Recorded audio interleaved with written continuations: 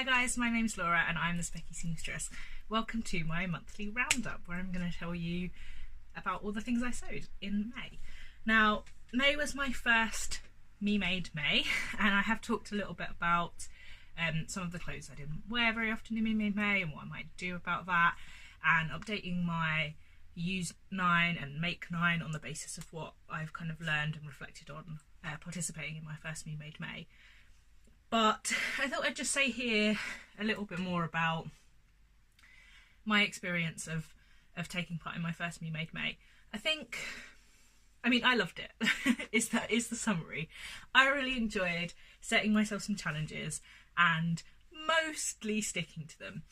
There's a couple that I didn't achieve, but that's fine. I think I've learnt a lot about my handmade wardrobe and what I need to do to kind of keep building it. And one of the things I definitely learned during me-made May is that I need more plain basics, plain separates.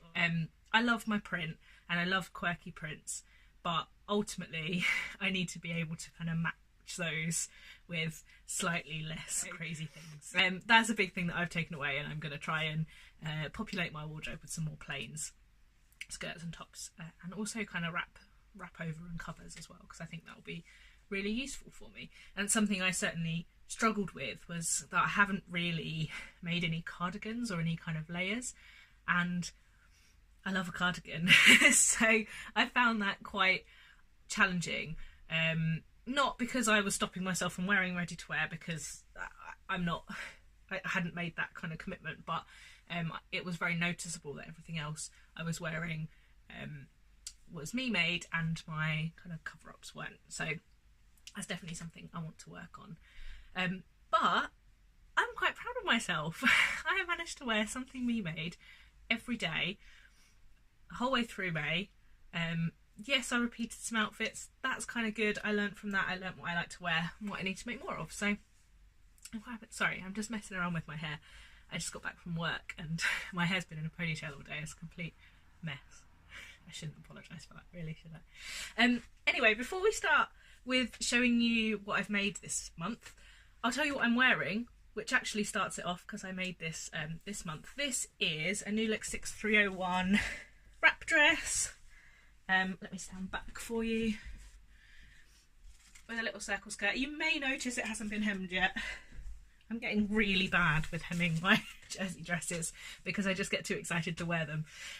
This fabric is a beautiful sprinkle fabric from Lubidu Fabrics, which I love, and I can squeeze a New Look 6301 dress from 2 meters, which is good to know. I sew a straight size 16. Don't make any alterations other than making the skirt about an inch longer, because all of these skirts are just too short for me, and I like to be able to wear my dresses to work, so and be able to wear them with or without tights. So that's the only alterations I make. Let's crack on with the rest of my makes. There's quite a lot, so I'm going to be try to be quite speedy. And some of these are just straight out the wash. Well, I've discovered the Colette Aster. Now this is a little V-neck blouse. It has a yoke on the back. I'm not sure if that shows very well. But no collar. And I think this is a really nice shape because it has bust darts, it doesn't have waist darts, and it just kind of hangs quite nicely and is nice. I've said before that I like having clothes that I can wear at work, but I can also wear casually. And I think this ticks the bill. Like I could, ticks the bill? Fits the bill. Ticks the box. Because I can wear this with jeans or, you know, a little mini skirt or something, but I can also wear this with a kind of pencil skirt for work. The first one I made a straight size 20, I think.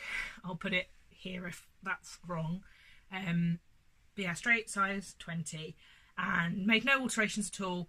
I found it was a little bit short on me, and I'm not particularly tall. I'm 5'7". I made it in this beautiful viscose, which is also from Lubidu Fabrics, which Laurel kindly gifted for the purpose of making something and taking some photos. I had originally planned to make palazzo pants with that fabric, but then someone else did that, and I felt like I wanted to show the fabric in some other make, and it's really comfy. It's a really soft kind of fabric, and not normally my kind of traditional pattern choice. Like if you'd have told me, you know, houndstooth with flowers on, I probably wouldn't have said, oh yeah, that's for me, but I really liked it. I found the instructions a bit weird, mostly for the burrito method. I learnt the burrito method using the honeycomb, the Cocoa Crafts honeycomb pattern, and that made sense to me. And then this one, I really was convinced it wasn't going to work, and then it did. But when I made my second one, which was from this cotton shirting, I just did it the way that I learnt from the honeycomb instead, which worked fine. This cotton shirting was from Boys, which is a kind of like cheap department store in the north of England. So I picked this up from Scarborough the last time I was up there. And this time I took a wedge out of the back yoke because I found that it gaped quite a bit at the back, my first one. So I wanted to make sure that it didn't do that. So I did that, and I made it a little bit longer as well, just so that it sat a bit better on me. And hopefully post video Laura is putting in pictures here of me wearing all of these things. Then I made, off the back of a successful Stevie, Tilly and the Button Stevie top, I made another one in this lovely iCat fabric, which I picked up from John Lewis, but I've seen in quite a few places, and I've seen some people make really lovely Zadie jumpsuits out of this, and I can imagine that being so soft because it's such a lovely soft. I've made quite a lot. I haven't shared all of these online yet because some of them I'm not 100% happy with. So I made this, which is a Frankie tee. A Tilly and the Buttons Frankie tee. And for some reason, I just couldn't get the neckband to lie right. It had a huge gape in the front. It's fine if I wear it back to front, but that means it's a very high neckline, which I don't usually like in a t-shirt. So I think I'm going to unpick this and try again, which I'm quite sad about because it's a Mario t-shirt and it would be really fun to wear. So I'm gonna have to maybe wear that for another day and see what I think about it, but I've got a feeling that's destined for the unpicking pile, unfortunately. I made a couple more Frankie tees, actually a few more Frankie tees this month. This was a bit of a refashion. So the sleeves for this came from a t-shirt dress, a ready-to-wear t-shirt dress that I'd had in my wardrobe for a while that didn't fit me anymore and I didn't wear. And I love a polka dot, so I thought it would be great as sleeves on a Frankie tee. I think quite a lot of the time I make plain sleeved with patterned body, so like the Mario tee Frankies, but actually I think this worked really well. And I picked up this plain black cotton jersey from Minerva Crafts, and it's quite a nice kind of solid jersey, so it's quite a cozy layer actually, and chose to do the neckband in the same, and I added a little Kylie in the Machine handmade label because I'm starting to feel confident enough in my clothes that I can put those in my clothes, which is great. And then more Frankies. I've got these all piled up here. I also made this, which I haven't apparently cut all the loose ends off yet. So this fabric came from the Sleepy Hedgehog Jersey D-Stash group on Facebook that I talked about in my fabric shopping on Facebook video, as did the Mario fabric actually. And it's Frida Kahlo. Oh, I haven't hemmed this. This probably shouldn't be in my May Makes. I've still got a little bit left of that fabric, and I'm kind of wondering if I can put a pocket on something on a plain black t-shirt because I think it'd be quite cool. Or maybe I could, and I could make a neckband where the lips show on it, so like all the way along I could have the lips showing on a neckband. That could be quite cool. I will hem that. And then I made 2 more Frankie tees. One of them is also destined for the unpick pile because, again, I could not get the neckband right. So I got this fabric, this bee fabric, in this lovely, I would kind of call it ginger colour, like gingerbread colour, from Stuff and Steel when I was in Oslo in January. And I knew that I wanted to make a plain black t-shirt with elbow length sleeves in it. I knew that's what I wanted to do. But the neckband did not go in right. So I unpicked it and I redid it and it still didn't sit right. So then I cut it out and put in a new neckband rather than unpicking it. And it sat fine. It was like maybe a centimetre too long. You can see it sort of hangs out a little bit. So I'm absolutely gutted about that. But maybe it's time for it to be unpicked. I couldn't face it at the time. I also made another Frankie, but it's in the wash at the minute, so I can't show you. But I'll put in a picture here, and that is for that was from Dark Violet Prints, DVP, a UK custom group, and I talked about them in my Facebook